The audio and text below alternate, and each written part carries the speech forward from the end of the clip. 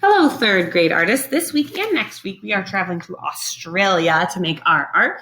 But first, where is Australia? Look at this map on this slide and think about it. If you didn't know, Australia is that country on the right that big red arrow is pointing to. Australia is pretty special because it is a country, it is also an island and a continent. If you look on the left side of this map, you can see a big red arrow pointing to about where Yorkville, Illinois is. So you can see it would be a very long journey to go to Australia. On this slide, there's some pictures about some cities in Australia and some Australian art, also some wildlife that is native to Australia. I'd like you to click on this video and watch this short video about Australia.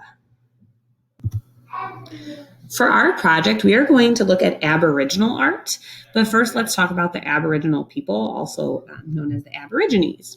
So the Aborigines are native Australians. They're indigenous to Australia, which means they're like they're people that lived there, like how there are Native Americans. This is sort of like Native Australians. They were hunters and gatherers and have lived in Australia for thousands of years.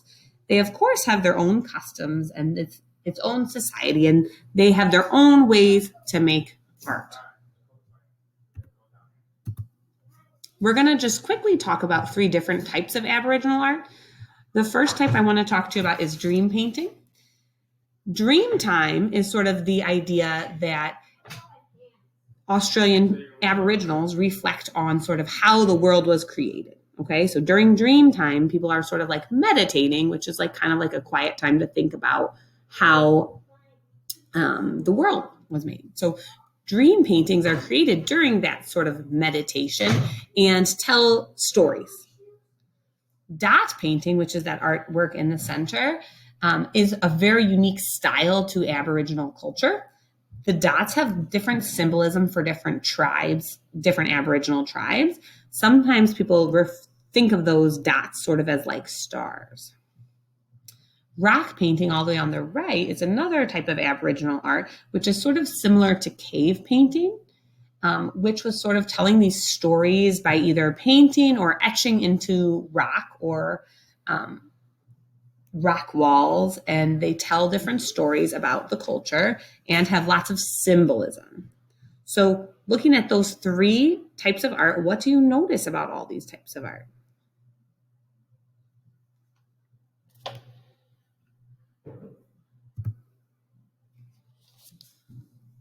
Some things that I hope you noticed were the natural colors.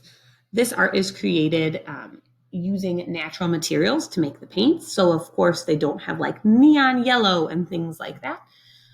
There's a lot of native animals in Aboriginal art, lots of connections to nature, and a lot of Aboriginal art, almost all of Aboriginal art is telling a story.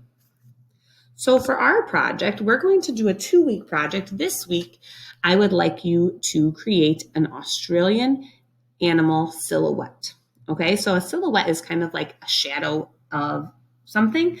It's just the outline of a shape that is filled in.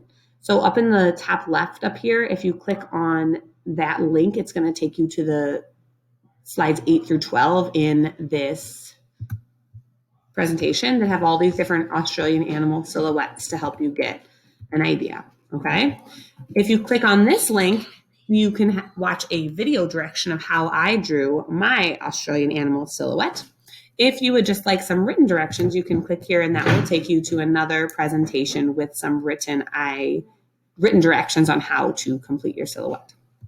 We are going to work on this next week also, so please save this part of your project for next week. We do not have a Zoom this week. The next Zoom will be on Monday, March 1st, where we're going to use this art and add some more details to it. So I can't wait to see what animals you choose. If you have any questions, please let me know. There is no assignment to turn in this week. So if you finish your Australian animal, that's great. Just save it and you can take a picture of it next week when we finish, okay? So get that done, and I am excited to see your art next week. Happy creating.